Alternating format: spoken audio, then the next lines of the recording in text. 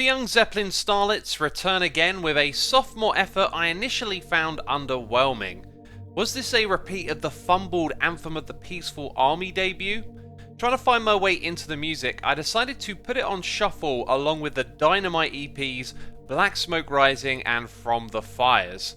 They showed so much promise at that early stage of their career. Switching back and forth with this new set of 12 songs, it starts to make much more sense. Those original songs were wild, full of youthful energy and big riffs.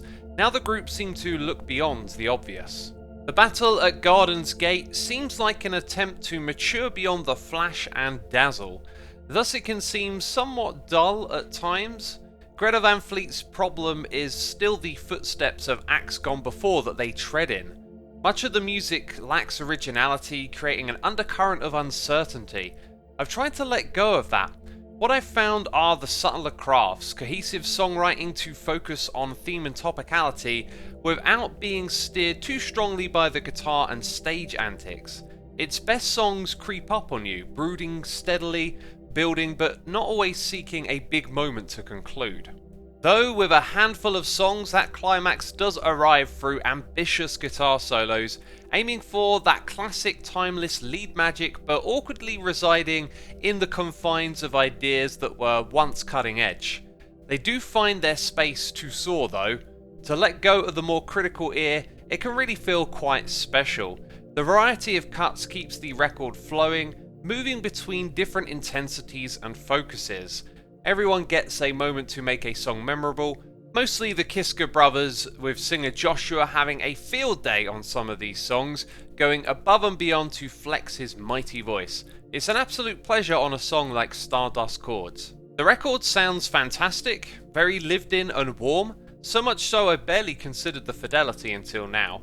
Drummer Daniel Wagner carries the songs competently, with groove for the backbone, and occasionally flares up with unleashed freedom as he goes ham on his kit.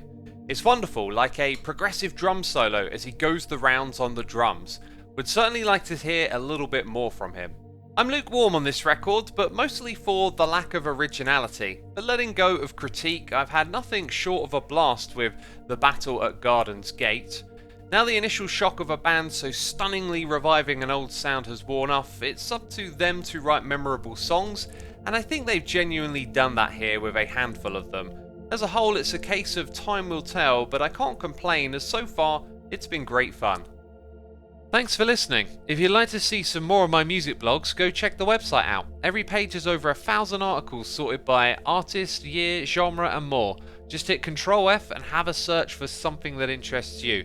You can find a link to the blog in the description box down below, where you'll also find links to my other YouTube channels. Check them out if you are curious.